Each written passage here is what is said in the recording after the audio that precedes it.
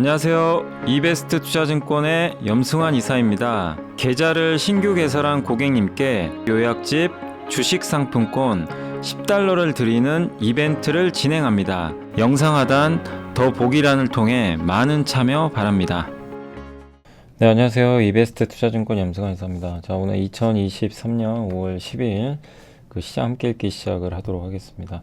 제가 오늘 좀 컨디션이 좀 안 좋아가지고 오늘 사실 저기 매일경제 그 코엑스에서 하는 거기 그 서울 머니쇼 갔다 왔는데 또 많이들 와주셔서 너무 감사드리고, 제가 오늘 좀 체해가지고 장중에는 일을 못했어요. 그래서 이제 좀 장 끝나고 부랴부랴 이거 쓰느라고요. 오늘은 조금 늦었고 내용도 오늘 좀 짧을 겁니다. 그렇지만 이제 제가 보고서 이제 본 것들은 다 적어드리고, 그리고 내일은 이제 함께 배우기 반도체 마지막이에요. 그래서 그거 꼭 좀 한번 봐주시고, HBM 있죠? 그 챗GPT랑 같이 쓰이는 그 메모리 반도체, AI 인공지능이 들어가는 그거 총 정리를 했습니다. 거기 이제 밸류체인 어떤 기업들까지 거기에 관련이 돼 있는지 했으니까 한번 좀 참고해서 내일도 좀 봐주시면 되겠습니다. 자, 오늘 이제 KT, 롯데쇼핑, 또 롯데케미칼, 뉴프렉스, KTNG, 페노션, 덕산 네오록스, 현대그린푸드, 박스피와 박스채, 배터리, 북미 나온 거보다 나올 게 더 많다. 또 엔비디아, 요게 이제 아까 말씀드린 HBM, 메모리 반도체 이제 관련된 내용인데, 여기 HBM은 이제 엔비디아 제품이고요. 여기 들어가는 게 HBM이라는 이제 메모리가 들어가는데 그 내용이 있으니까 한번 말씀을 드리겠습니다. 자, 일단 KT는 그 실적 발표했는데 어제 SK텔레콤 잘 나왔는데 KT는 좀 예상보에는 못 미쳤고요. 내용도 사실 별로 안 좋아요. 읽어보니까 무선 부분 매출 증가율도 둔화됐고, 이 KT의 좀 장점은 SK텔레콤보다 유선 있죠. 그 IPTV라고 그러죠. 이제 집에 뭐 케이블 보시는 분도 계시고, 저도 개인적으로 KT 거 쓰거든요. KT IPTV 사용을 하는데 요게 이제 워낙 점유율이 높잖아요. 그러니까 더 성장을 못 하는 거죠. 그래서 성장 둔화에 대한 이제 우려가 있고, 근데 원래 통신업종이라는 게 뭐 성장을 하긴 쉽진 않죠. 이미 모든 게 보급이 많이 됐기 때문에. 또 그런데도 B2B 뭐 기업에 나가는 매출이라든가 클라우드 이런 쪽도 매출이 좀 좋진 않았고, 또 그룹사 이 기업은도 축소가 됐고, BC카드가 또 자회사로 있잖아요. 이게 좀 손익이 악화됐다고 합니다. 그리고 자사주 취득 후의 소각은 계속 추진할 예정이고, 지금 예정이 71%를 매수했고요. 나머지를 또 매수를 해서 8월 9일 전까지는 끝낸다고 합니다. 어쨌든 대표이사가 아직 선임 절차, 이게 좀 컸죠. CEO 리스크가 있었고, 또 성장 동력이 유선 부분. 근데 이거는 언젠가 올 수밖에 없는 상황이었어요. 또 많은 분들이 요새 넷플릭스나 OTT를 많이 보다 보니까 이런 두 가지가 겹쳐서 좀 부진한데, 근데 그래서 빠졌던 거죠, 그동안. 그게 많이 빠졌잖아요. 그래서 지금 뭐 아래쪽을 보지 마시고, 뭐 근데 크게 오르기도 좀 쉽지 않은, 그래서 저는 좀 배당 수익을 예상하시면서 배당률은 굉장히 좋다. 다만 이러다가 또 모멘텀이 나오면 올라갈 수도 있어요, 하반기에. 그래서 배당 수익을 생각을 하시고 투자를 하셔야지, 시세 차익보다는요 배당 수익으로 좀 편안하게 접근할 기업이다 라고 말씀을 드리겠습니다. 자, 다음은 이제 하나투자증권의 이진엽 연구원님이 롯데쇼핑이 진짜 깜짝 실적을 냈어요. 이마트는 실적이 되게 안 좋았거든요. 근데 롯데쇼핑은 1분기 자회사 부진에도 이제 이상적인 실적 개선으로 기대치에 좀 부합을 해줬고, 하이마트, 홈쇼핑 등 연결 자회사 실적은 좀 부진, 그러니까 자회사는 부진했지만 본업 있죠. 백화점 할인점이 되게 잘 됐어요. 증액을 했고, 또 할인점 같은 경우는 또 이익률도 많이 개선이 됐다고 합니다. 또 전자상거래 쪽도 지금 매출 성장이 나오고 있다고 하고요. 적자도 감축하고 있고. 그러니까 뭔가 이마트랑 좀 다르게, 이마트는 주가도 좀 안 좋았는데 롯데쇼핑은 본업도 잘하고 지금 전자상거래도 뭔가 좀 방향을 좀 잘 잡고 있는 그런 모습인 것 같아요. 그래서 백화점 항상 하면 피카오, 뭐 현대백화점도 그래서 안 가잖아요. 근데 그런 논란의 종지부를 좀 찍을 것 같다, 이런 내용입니다. 다만 이제 기저에 따른 자연스러운 성장, 작년에 워낙 높았거든요. 이 백화점이 좀 괜찮았기 때문에 그 숫자가 높은 데서 출발을 하다 보니까 좀 성장 둔화는 불가피하지만, 요새 또 외국인 매출 비중이 늘고 있다고. 우리 한국에 외국인도 요새 많이 오잖아요. 근데 어떤 정해진 코스만 가는 게 아니라 백화점도 사실 많이 가거든요. 그래서 그런 이제 매출 비중 확대에 따른 성장률도 좀 돋보일 것 같다라는 그런 내용입니다. 그래서 외국인 인바운드 회복 방향성 분명하고, 그래서 백화점 피크아웃, MSCI 편출 가능성 이런 것들이 주가를 좀 눌렀지만 그런 우려의 해소가 좀 멀지 않은 것 같다, 이런 내용입니다. 그래서 비중 확대 의견 좀 제시를 해주셨고, 밸류에이션 보니까 무릎 이하고요, 저평가돼 있고, 본업, 그러니까 저는 핵심이 이거예요. 다른 게 아니라 제가 뭐 롯데쇼핑을 긍정적으로 저도 보진 않았죠, 그동안. 예. 왜냐하면 이제 할인점이나 백화점이 뭐 아주 그렇다고 고성장하는 건 아니기 때문에. 근데 일단 숫자는 나왔습니다. 그래서 장기 투자보다는 리바운딩, 좀 회복에, 그러니까 다른 유통업체랑 또 차별화될 수도 있잖아요. 그래서 한번 롯데쇼핑은 그런 면으로 봐주시면 좋을 것 같습니다. 참 되게 지난 몇 년간 안 좋았던 기업이에요. 근데 어쨌든 경영진의 노력인지는 제가 모르겠는데 분명한 건 칭찬할 건 해줘야죠. 어쨌든 본업에서 노력을 해서 뭔가 결과물이 좀 나오고 있잖아요. 근데 그런 것들이 지금 주가에 반영은 안 돼서 좀 긍정적으로 좀 주가도 움직이지 않을까라고 생각을 합니다. 그래서 이게 이제 롯데쇼핑인데, 롯데쇼핑도 뭐 우려가 뭐, 그러니까 이 오프라인 쪽에 대한 우려들이 크니까 정말 주가 안 좋아요. 근데 지금 숫자는 잘 나온 것 같고, 이마트는 안 좋죠. 숫자가 안 좋아요. 그러니까 저도 이제 제가 항상 재작년부터 말씀드렸던 게 좀 아쉬운 게, 정영진 회장, 부회장의 좀 자본 배치가 좀 아쉽다 말씀 많이 드렸잖아요. 왜냐하면 지마켓을 인수할 게 아니라 그 돈으로 배당을 주거나, 물론 뭐 그게 결과론적인 얘기지만 주주 환원에 썼으면 더 얼마나 좋았을까. 근데 지금 이마트가 참, 이번에 스타벅스도 실적이 별로 안 좋았고, 그러니까 참 어려운 것 같아요. 근데 아무튼 이마트는 지금 위기라고 생각하고 롯데쇼핑처럼 뭔가 좀 변화되는 좀 모습을 좀 보여줘야 될 것 같고, 롯데쇼핑은 몇 년 전에 안 좋았거든요. 되게 심각할 정도로 안 좋았었죠. 근데 이제 숫자를 보면 바뀌어간다. 근데 계속 우리가 관찰은 해봐야 되겠지만 지금은 롯데쇼핑이 더 나을 수밖에 없는 상황인 것 같습니다. 그리고 롯데케미칼은 요거 하나증권의 윤재성 연구원님이죠. 윤재성 연구원님이 목표 주가 올렸고요. 그러니까 롯데케미칼은 적자예요. 적자인데 기대보다 훨씬 잘 나왔어요. 이 손실이 엄청 줄었습니다. 2분기는 흑자날 것 같고, 그리고 이제 유가 떨어지면 원재료인 나프타가 같이 떨어집니다. 그리고 또 이 롯데 첨단 소재도 지금 계절적 성수기, 또 인수했던 롯데 에너지 머티리얼즈의 연결 반영도 시작이 될 거다라는 내용이죠. 그래서 이제 뭐냐면 이런 경기 민감주 있잖아요. 석유화, 이게 성장 안 하잖아요. 그래서 방향인데 정말 너무 어려웠죠. 뭐 이게 이제 바닥 갔다 했는데 올라가다가 또 무너지고. 근데 이번에는 확실히 이제 바닥을 찍는 데이터가 확실히 나와줬어요. 그래서 2분기, 3분기로 갈수록 좋아질 것 같고, 어차피 또 중국도 지금 제조업 경기가 아마 하반기엔 살아날 겁니다. 그리고 공급 과잉 이슈가 있지만 지난 4년 동안 계속 증설이 있거든요. 올해 끝나요. 그래서 방향성 면에서는 석유약도 한번 돌면 돌아가니까, 다만 뭐 어마어마한 상승이 나오거나 그런 거기보다는 일정 부분 회복, 그래서 트레이딩 개념으로 보시면 좋겠습니다. 어쨌든 지금은 업황이 좀 이제 개선될 가능성이 높아졌다. 그러니까 마치 반도체 같은 거죠. 그래서 석유화학도 좀 이제 끝은 다가온다. 그래서 비관적인 전망들이 너무 많았지만 이제는 다 반영됐다. 실적 추정치 좀 상향 조정도 시작될 것 같고, 삼중고가 하나씩 소멸된다, 이렇게 보고 있습니다.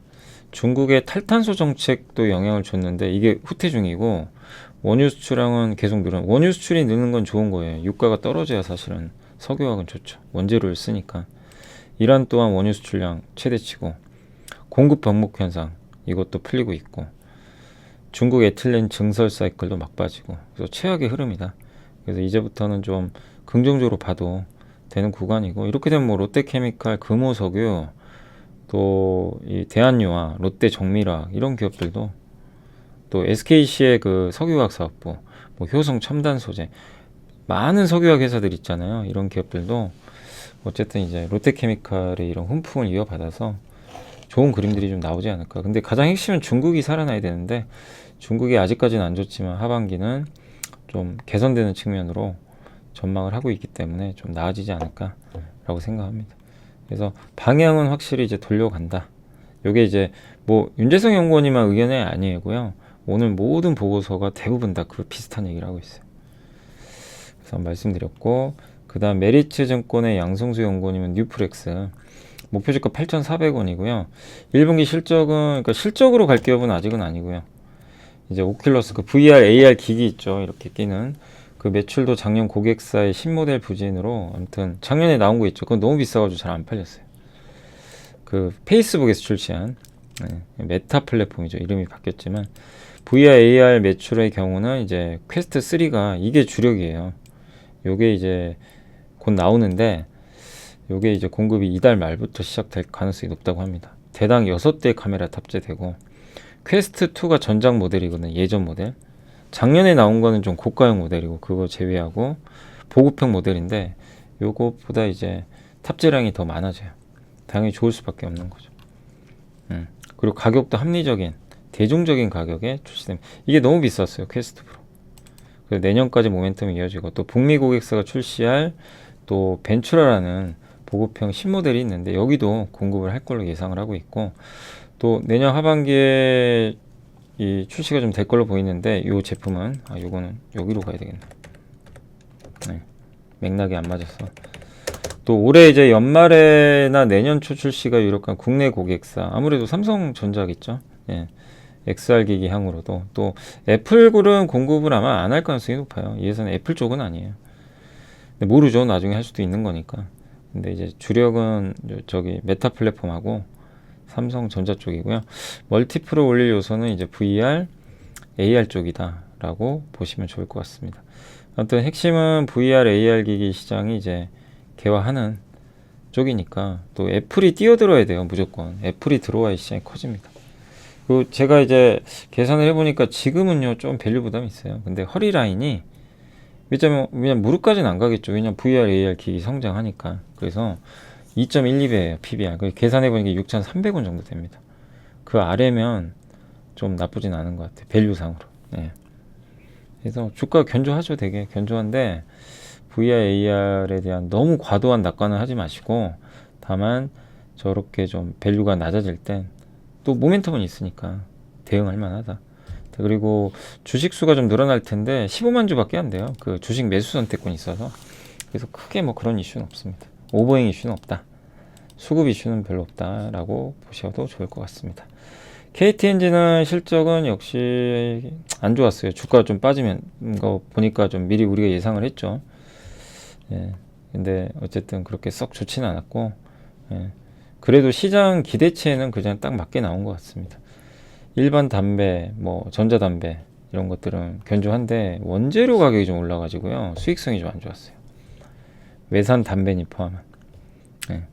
그리고 해외 일반 담배 영업 실적은 좀 개선되고, 해외 쪽은 되게 잘 돼요. 수량 기준으로 64% 전자담배가. 홍삼도 이제 리오프닝 하면서 좋아지고 있고, 다만 이제 아쉬운 게 원가 상승, 부동산 수익 축소, 부동산 또 많이 갖고 있으니까. 그러나 그런 건 저는 다 반영됐다고 생각합니다. 지금 이 정도 주가에선 고배당 매력이 있어요. 아까 KT랑 비슷하죠. 배당 6%. 그러니까 이런 기업들은 작년에 기억나세요? 올해 초였나? KTNG가 그렇게 안 가다가 10만 원 갔죠, 한 번에. 주주 그 가치 재고 때문에. 그럴 땐 좀 줄이는 거죠, 또 반대로. 그죠? 예. 그리고 안 가면 배당 수익을 노리면 되고. 예. 그렇게 이 고배당주는요, 성장을 너무 기대하지 마세요. 그 답답할 수 있어요. 근데 계좌를 하나 만들어서 고배당주만 하는 거죠. 그렇게 관리하면 편하고. 근데 어느 날 고배당주가 갑자기 주가가 무슨 이유 때문에 막 오른다. 그럼 줄이는 거죠. 배당보다 많이 보니까. 그렇게 접근을 하시는 게 가장 좋아요. 그래서 뭐 KT나 또 SK텔레콤도 있고 많죠. 뭐 KT엔진 그런 식으로 접근하시고, 펜오션은 실적은 일단 선방했습니다. 요새 좀 주가가 안 좋지만 중국이 예상보다 리오프닝 효과가 좀 적다 보니까 좀 안 좋았는데, 아무튼 실적은 잘 나왔고요. 이 열악한 환경에서도 1분기에 좋은 실적을 냈습니다. 미리 물량 계약도 해놨고, LNG선 요게 효과가 좀 있었고요. 이거 운행했던 게. 그리고 예전보다 기초 체력이 올라갔어요. BDI가 옛날에 1000포인트 초반일 때가 500억 벌었는데 지금은 1000억 이상 벌어요. 2배 이상 버는 거죠. 선박수도 많이 늘어났고 시황 변화. 그러니까 회사가 점점 진화하는 거죠. 이런 이제 그 여러 가지 사이클들을 경험하다 보니까 아 이럴 때는 이렇게 대응을 하고. 그러니까 펜오션이 그런 걸 좀 잘하고 있다라고 말씀드리고 싶고 2분기까지 BDI는 좀 회복을 하고 있는데 다만 이제 저는 가을을 기대하고 있는 게 부동산 부양책들이 나오면서 하반기에 중국 인프라 모멘텀들이 붙을 것 같아요. 그러면 BDI 지수에 영향을 주겠죠. 그래서 안 좋을 때 투자하는 건 전 좋다. 그래서 6,000원 넘을 때는 좀 애매했는데 또 5,000원까지 왔어요. 지금 PBR 0.56배. 지금 무릎 위하고 현금도 많고. 예, 그러니까 반대로 안 좋고 주가 빠질 때가 기회. 막 급등해서 뭐 좋다는 얘기, 뭐 목표 주가 다 올리고 이럴 때는 오히려 조심. 그게 이 경기 민감주의 좀 특징이에요. 사이클에서는. 아까 석유화학도 그렇고. 그래서 좀 안 좋을 때 오히려 용기를 내야 된다. 다만 계속 강조드리지만 그 펜오션도 기억하시겠지만 저 작년에 한참 안 좋았잖아요. 네. 작년에 여기 보시면 이제 한참 이렇게 주가가 팍 빠질 때 이게 4,100원까지 빠질 줄 누가 알았겠어요.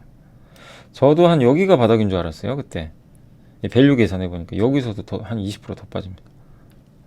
근데 그걸 이겨내신 분들은, 모으신 분들은 결국엔 수익이 좀 났었죠. 이때 6,500원까지 가니까 여기서 모아서. 그죠? 그래서 분할 매수를 하는 거예요 항상. 근데 주의할 건 좋을 때 이렇게 좋을 때 쫓아가지 마시라. 근데 이번에 좀 아쉬운 게 그렇게 많이 오른 건 아니거든요. 근데 다만 다시 또 좋은 위치까지 났다. 그러나 또 저도 모릅니다. 언제 올라갈지 제가. 그것까지는 모르겠고. 다만 이제 5,200원이든 뭐 5,000원 깨지면 더 좋죠. 더 싸니까. 예, 그런 가격에선 오히려 좀 반대로 맞설 필요는 있다. 그리고 트레이딩을 꼭 하셔야 됩니다. 무조건 장기 투자는 어울리지 않는 기업입니다. 덕산 네오록스도 역시 반대로 OLED 지금 안 좋잖아요. 그래서 이익이 너무 안 좋아요. 다 알려져 있었죠. 어느 정도.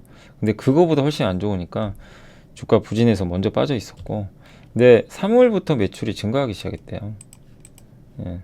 그래서 2분기에는 매출 증가할 것 같고 영업이익률도 올라설 것 같고 아이폰 15 나오고 갤럭시 폴드 5 나오고 내년에 우리가 제일 기대하는 게 이거죠. 아이패드 OLED 내년 1분기에 나옵니다. 예, 이런 것들이 반영될 겁니다. 핵심 기업 중에 하나잖아요. 그래서 실적 바닥치 났다라는 측면으로 보시면 좋을 것 같습니다. PBR 기준으로는 이제 무릎 위아래까지 왔고, 그죠? 좀 많이 빠졌어요, 보시면. 예. 그래서 그때도 이제 한번 언급을 드렸던 게 올라갈 때 좀 조심하자. 예. 약간 그렇게 말씀을 한번 드렸던 거고요. 예. 왜냐하면 상반기 실적 안 좋기 때문에. 이미 다 알고 있었어요, 사실은. 그죠? 실적 안 좋은 거는 많은 리포트에서 나왔던 얘기고, 요럴 때 겁낼 필요는 없는 거고, 역시 이것도 트레이딩. 예. 저는 그렇다고 이걸 뭐 구조적 성장주니까 무조건 막 장기 투자하자 이건 아니고요. 계속 좀 트레이딩을 하실 필요는 있지 않나 라고 말씀드리겠습니다. 그래서 안 좋을 때 좀 투자를 하고 또 좋아지는 모습이 나와서 올해 하반기에는 아마 이러겠죠. 또 내년에 아이패드 OLED 나오면 그거 반영해서 주가 또 한번 움직이겠죠. 내년 올해 하반기에. 그래서 막 또 막 좋을 땐 천천히 또 정리를 해나가는 게 맞는 것 같습니다. 아, 그리고 이제 현대그린푸드는 실적이 정말 잘 나왔더라고요. 이거는 우리가 정말, 이거는 정말 이 IBK 투자증권 남성현 연구원님 보고서 딱 보고, 저도 읽어보고, 현대그린푸드가 너무 싼 거예요. 그래서 그때 한번 몇 번 말씀드렸죠. 또 식자재 공부도 해보고. 공부하니까 보이잖아요. 이렇게 싸구나. 실제 진짜 쌌죠. PER이 너무나 쌌고, 예, 식자재 단체급식 때문에 좋아질 것 같았고, 트렌드에도 맞고, 근데 숫자까지 나와요. 그러니까 이제 근데 주가는 이미 올라왔어요. 이 발표 전부터 이미 올라가 있었죠. 한 벌써 30% 정도. 근데 아무튼 실적 좋았고요. 추정치 대비해서도 잘 나왔고, 단체급식, 판가 인상, 외식도 지금 잘 되고 있고, 이거 그러니까 의외였던 게 이거예요. 경기 안 좋아서 이거 안 될 줄 알았거든요. 외식. 이것도 잘 나와요. 그리고 단체급식, 그리고 앞으로 군부대의 단체급식이 민영화될 수도 있다고 하더라고요. 25년부터. 그러면 커지겠죠 또. 예, 그러니까 단체급식에 대한 이 모멘텀이 있어서 긍정적이고, 또 배당 확대도 기대가 되고, 배당 늘린다는 얘기도 좀 있었던 것 같더라고요. 주주 환원체. 네, 그래서 보수적으로, 그러니까 보수적인 영업이익을 올해 800억 보더라고요. 그러면 그걸 가정하면 시총 지금 4,500억이거든요. PER 6배밖에 안 되죠. 근데 다만 이제 제가 말씀드리고 싶은 건 이제 우리는 공부해봐서 좀 알고 있었잖아요. 현대그린푸드. 오, 괜찮다. 우리 그때 이제 분할하자마자 한 2, 3일 공부를 딱 했잖아요. 그때가 여기인데 지금 벌써 여기까지 왔어요. 이제 투자하는 건 아니란 얘기입니다. 아무리 저평가돼도 지금은 아니죠. 그죠? 그러니까 지금 뭐 보유의 영역이지.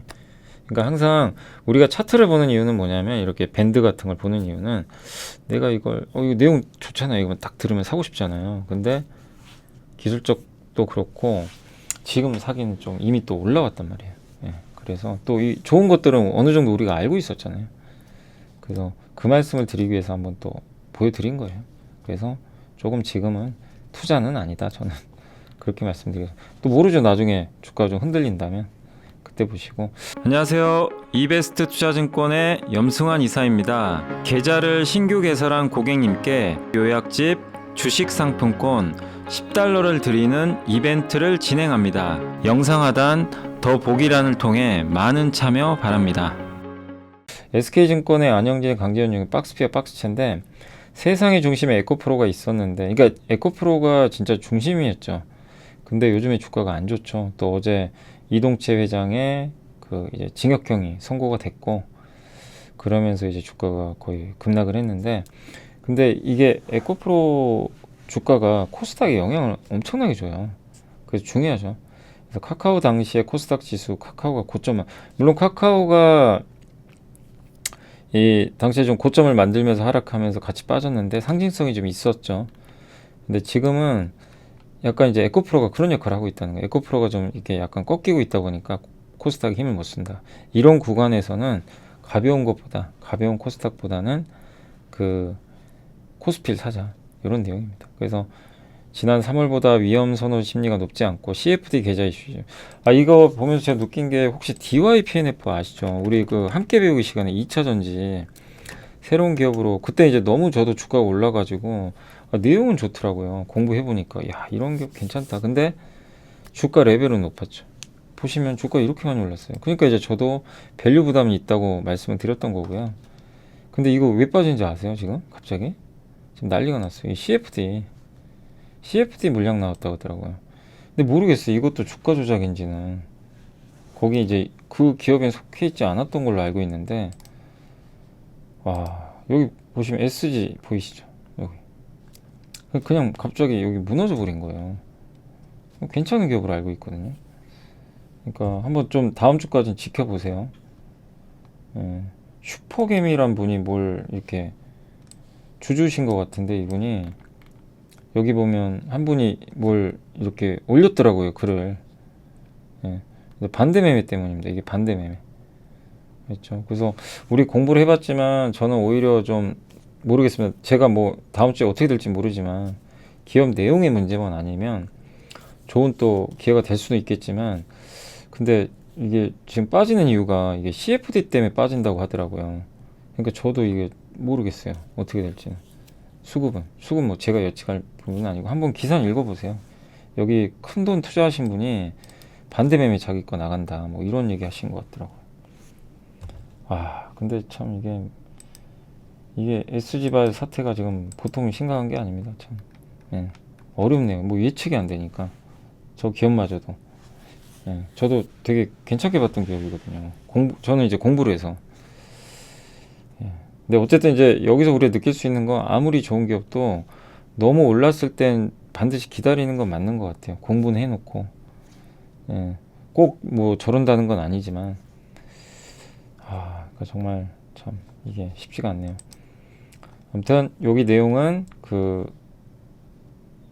좀 코스닥보단 대형주를 보자. 요게 카카오 꺾일 때 코스닥이 같이 꺾였다고 합니다. 이렇게. 저는 코스피를 5월에는 좀 더 주목해야 된다는 건 동의해요. 근데 중장기적으로는 꼭 의미 없어요. 중장기적으로는 지수가 무슨 의미가 있겠습니까?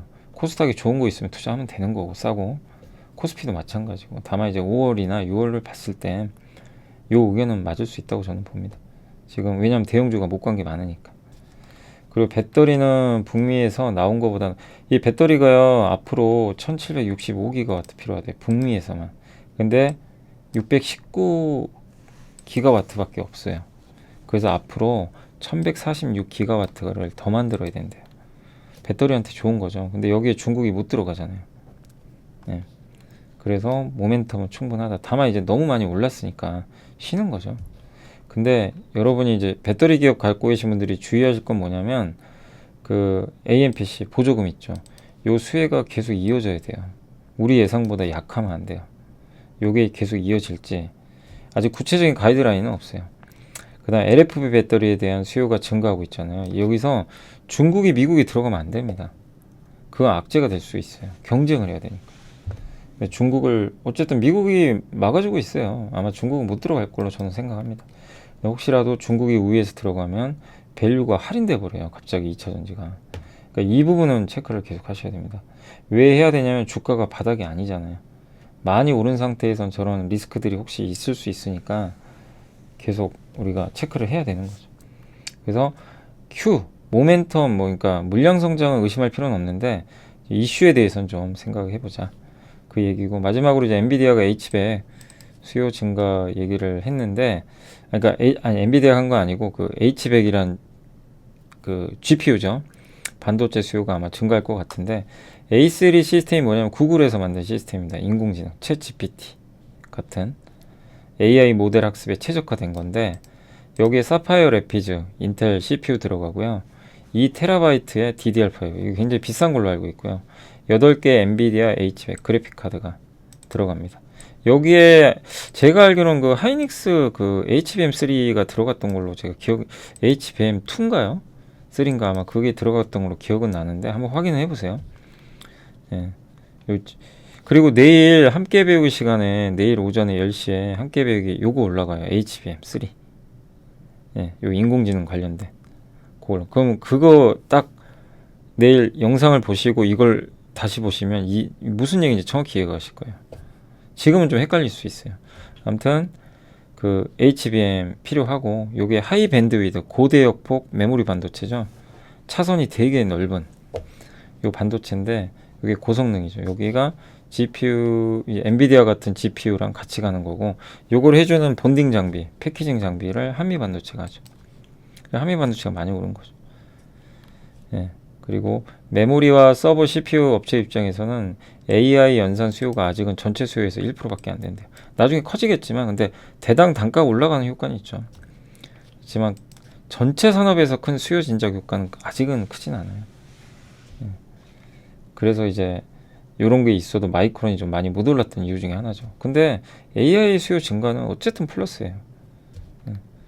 그리고 구글은 자체 그 반도체 만든 게 있거든요. TPU. 이게 7나노 공정으로 만들고요. V3는 V4 버전입니다. 이게 성능이 2.2배. 엔비디아 A100보다 빠르고요. 근데 최신 제품이 H100보다는 좀 느리다고 합니다. 그리고 32GB HBM이 탑재가 됩니다. 여기 들어가요. 그럼 우리가 AI 인공지능 시대를 보면서 그 비메모리 반도체에 뭐가 들어가요? HBM이 다 들어가죠. HBM 만드는 회사가 어디야? 하이닉스. 그리고 삼성 마이크론도 지금 만들어요. 이걸 또 만드는 후공정. 그 설명이 내일 함께 배우기에 들어가 있어요. 아시죠? 그래서 그 영상을 보시고 왜 우리가 그걸 알아야 되는지를 명확하게 이해하실 겁니다. 거기에 이제 기업들도 좀 분석해 놨으니까 내일 오전 10시 영상 한번 참고하시면 좋을 것 같습니다. 네. 그리고 이제 뭐였죠? 전자공시. 예. 어제 나온 건 없었네요. 어제 나온 건 없었고 내부자 매수 중에요. 예, 어제 내부자 제가 어제 내부자 매수보다 좀 깜짝 놀란 게 여기 한번 보이실지 모르겠는데 아니 무더기로 산 거예요. 기업들을 디지털 대성 보이세요? 여기 대표이사부터 여기 임원들 4분이 이렇게 각각 샀습니다. 요 가격대. 밑에는 더 심해요. 롯데정밀화학 보이세요? 김용석 부사장님부터 시작해서 여기 상무님들 다 뭐 약속하신 듯이 몇 명이죠? 17분의 임원들이요. 롯데정밀화학을 지금 금액이 한 1,000만원에서 2천만원 사이거든요. 61,700원에 거의 대부분 다. 근데 왜 샀는지는 저도 모르죠. 이유는. 아무튼 다 장내 매수 공시가 있었습니다. 디지털 대선과 롯데정 이런 경우는 거의 저는 처음 본 것 같아요. 한 번에 동시에 다 공시를 낸 거예요. 17명은 진짜 본 적이 없습니다. 근데 뭔 일이죠? 왜 이렇게 샀는지 모르겠고, 오픈 엣지 테크놀로지가 반도체 관련 기업으로 알고 있는데, 여기는 이성현 대표이사가 4,300만 원어치 정도를 매수를 했다라고 보시면 좋을 것 같습니다. 그리고 제가 이제 지금 시간이 좀 부족해서 정리는 다 못했는데, 그 실적 좀 잘 나온 기업들만 몇 개 좀 나온 거만 제가 정리는 다음 주 월요일날 또 해드릴게요. 해드리는데, 삼성화재가 좀 어닝 서프라이즈 좀 나왔고요. 삼성화재 잘 나왔더라고요. 그리고 현대해상 또 실적 잘 나왔고, 그리고 원익 QNC도 예상보다 잘 나왔어요. 원익 QNC 아시죠? 예. 거기도 우리가 좀 예상했던 것보다 좀 잘 나. 그리고 그 비메모리 반도체 회사 좀 메커스라고 우리 그 정우시 연구원님이 자주 써주셨던. 그리고 DN 오토모티브라고 방진 제품 자동차 부품 그 기업도 잘 나왔고요. 그 의류 OEM 태평양물산. 그 다음에 와이솔 아시죠? 와이솔 그 반도체 요객이 스마트폰 항상 이게 좀 적자나고 막 안 좋았는데 흑자 전환했더라고요. 그래서 와이솔도 좀 괜찮아졌고, 코스맥스도 예상보단 실적 잘 나왔습니다. 오션브리지 반도체 관련 기업이죠. 여기도 실적이 상당히 잘 나왔고, 또 한양 ENG 있죠. 반도체 인프라 장비. 근데 주가 참 안 가긴 하는데 이 기업도 영업이익이 37%나 이 불황에 반도체 안 좋댔는데 계속 늘고 있습니다. 실적이. 그리고 배당도 많이 주고, 그리고 광동제약도 실적이 괜찮네요. 영업이익 76% 증가. 서부 T&D도 한 기대보다 한 40% 정도 실적이 굉장히 좀 잘 나왔다라고 좀 말씀을 드리고 싶습니다. 그래서 제가 이제 여기까지 한번 좀 그 확인을 좀 해봤고, 또 지금도 나오고 있는데 나머지 부분은 제가 또 다음 주 월요일 날 이게 또 다 정리를 해가지고 한번 좀 말씀을 드리도록 하겠습니다. 예. 지금 나온 것까지는 잠깐만요. 제가 조금 더 보고 있는데, 예, 일단 다 말씀드릴 건 드렸고, 자, 시장 이제 간단히 좀 정리하고 마무리할게요. 이게 CFD가 참 어렵네요. 자, 아무튼 오늘 이제 국내 주식시장은 하락했고, 요새 미국 장과 상관없어요. 그냥 우리나라는 수급이 좀 꼬였어요. 그래서 계속 좀 흘러내리고, 다만 2440은 기억을 해주세요. 거기가 PBR 0.9배입니다. 그 이하에선 도망가시면 안 될 것 같습니다. 거기선 오히려 좋은 기회다 라고 저는 그때도 여러 번 좀 말씀드리는데, PBR 0.9배예요. 9배 이하에서는 도망갈 이유는 없습니다.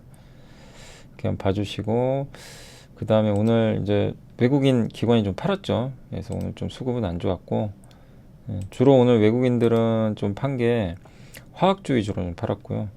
반면에 보험과 서비스 업종은 좀 샀습니다. 근데 개인 투자분들은 오늘은 오랜만에 주식을 정말 좀 많이 매수를 했다라고 보시면 좋을 것 같습니다. 섹터로는 오늘 그 구충제 관련주들이 요새 좀 강하더라고요. 근데 대성 미세밀 뭐 이런 것들인데 아무튼 강하고, 그리고 오늘 MLCC 업체 중에 윈텍이죠. 윈텍이 강해서 그런 거고, 사실은 뭐 MLCC 관련주들은 대부분 큰 뭐 변화는 없었습니다. 아바텍도 아바텍 기억나시죠? 그 OLED랑 그 자동차용 MLCC 이번에 증설 들어갔잖아요. 그 자동차 우리 공부 한번 해봤죠. 예. 그래서 여기 MLCC에 들어가 있네요. 그 다음에 오늘 엔터주 중에 YG엔터가 엄청난 실적을 냈습니다. 그래서 위로 완전히 뿜어줬고, JYP도 좀 괜찮았고요.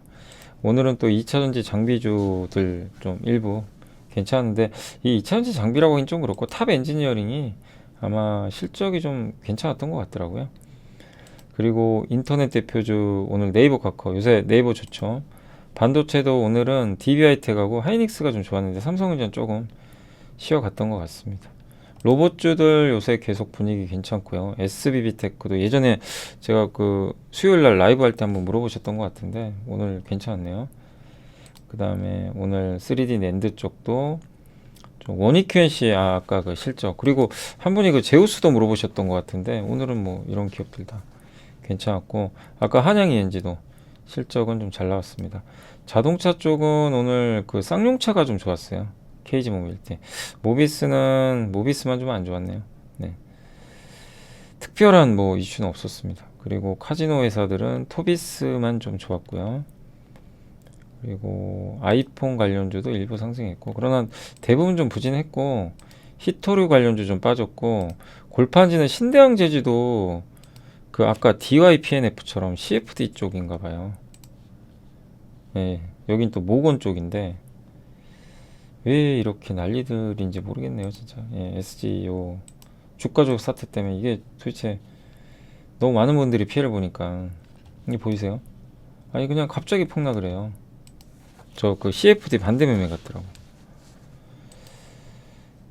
그리고 손해보험은 실적 좋았습니다. 오늘 다 실적은 좋았는데 주가가 미리 또 선반영 뭐 했다라는 인식도 있겠죠. 그래서 좀 빠졌던 것 같고, 근데 수천 잘 나왔습니다. 그리고 오늘은 조선준 좀 안 좋았어요.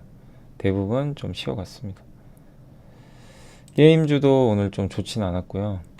게임주는 오늘 넷마블 계속 요새 좀 적자 나고 그래가지고 위메이드는 또 실적 안 좋았고, 그래서 게임주들은 좀 전체적으로 좋진 않았고, 다만 NC는 좀 올랐습니다 오늘. 그다음에 건설주도 최근에 좋았는데 오늘은 좀 부진했네요. 네. 이유는 없어요. 뭐 특별히 나오는 이슈. 편의점 관련주들도 오늘 부진했어요. 이마트 영향 있고, 철강주도 오늘 좀 부진했습니다. 풍력주도 오늘은 좀, 어제 CS 윈드가 좋았는데 오늘은 여기 CS 윈드가 한 4% 가까이 또 빠지다 보니까, 그러니까 절대 CS 윈드도 되게 매매하기 어려운 기업이니까 오르는 날은 그냥 관망하시는 게 좋아요. 밸류가 싼 건 아니니까요. 철저하게 좀 하락할 때 이용하는 게 좋을 것 같고, 항공주도 오늘 좀 안 좋았고, 예. 오늘 대체적으로 다 분위기는 좋진 않았습니다. 그래서 좀 시장이 어려워요. 결국 코스닥은 신용 이슈, 신용 물량, 주가 조작 사태 여파, 2차 전지의 부진, 이런 것들이 발목을 잡고 있고, 코스피는 대형주 중에서 실적 잘 나오고 일부 기업들은 좀 견조한데, 예. 어쨌든 오늘은 대부분 좋지 못했습니다. 에코프로 BM은 올랐는데 에코프로는 좀 빠졌고요. LG전자가 오늘 좀 부진했습니다. 이유는 나온 게 없습니다. 특별한 거 없었고, 엔터주 좋았고요.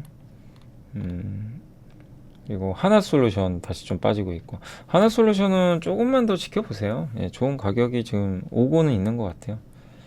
롯데케미칼 이제 반전했고, 현대글로비스도 특별한 이슈는 없었고요. 오늘 오랜만에 LG노텍 좋았네요. 분리막 회사 SK아이테크는 좀 빠졌고, 보험주 안 좋았고요.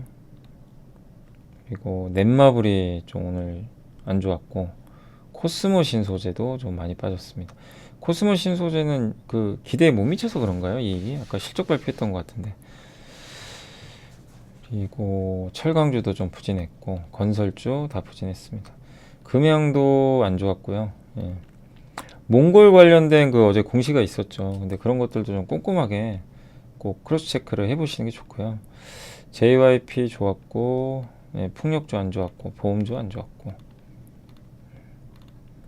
그리고 이마트, 농심도 이제 많이 올라서 빠진 것 같습니다.